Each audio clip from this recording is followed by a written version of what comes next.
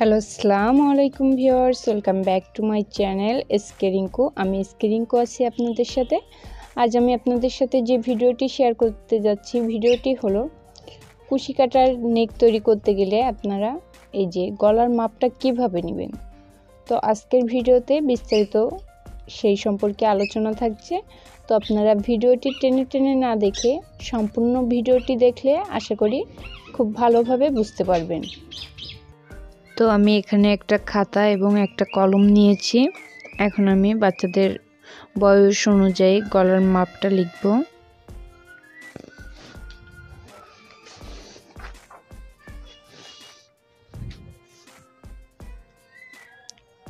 Zero থেকে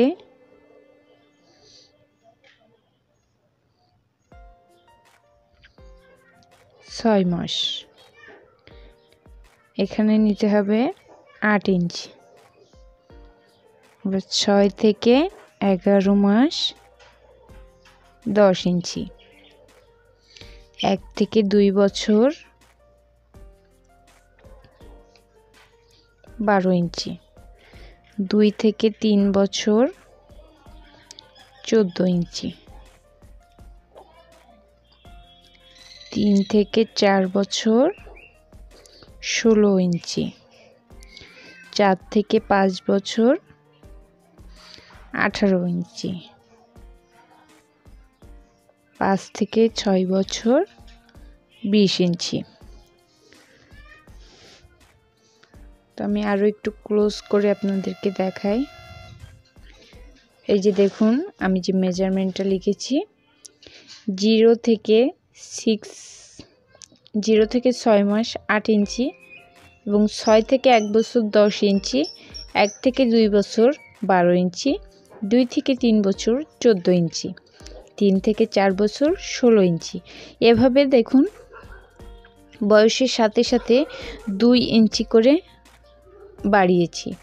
তো এখন আপনারা যখন অর্ডারি কাজ করবেন তখন কিভাবে জামার গলার মাপটা নেবেন,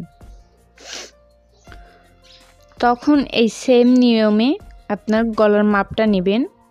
তবে আপনি যখন অর্ডারের কাজ নেবেন তখন কাস্টমারের কাছে জিজ্ঞাসা করে নেবেন যে বাচ্চা হেলদি কিনা।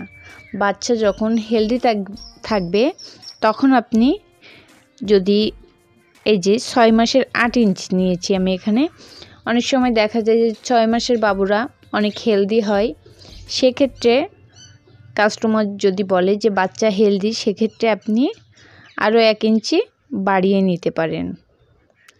তখন 8 ইঞ্চির জায়গায় 9 ইঞ্চি নিতে পারেন। এক্ষেত্রে আপনার কাস্টমারের সঙ্গে কথা বলে তারপরে নেবেন বাচ্চা হেলদি কিনা এটা জিজ্ঞাসা করে। তো আমি যে জামার গলাটা করেছি সেটা এখন মাপ দিয়ে আপনাদেরকে দেখিয়ে দিচ্ছি। তো দেখুন, আমি আমার এই যে জামার গলাটা করেছি এটা মেপে নিচ্ছি।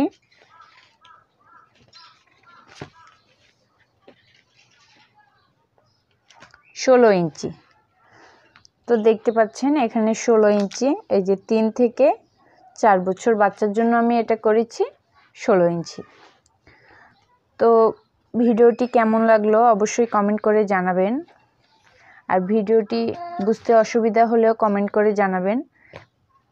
পরবর্তী ভিডিও নিয়ে খুব শীঘ্রই হাজির হব। সে পর্যন্ত সবাই ভালো থাকবেন। আল্লাহ হাফেজ।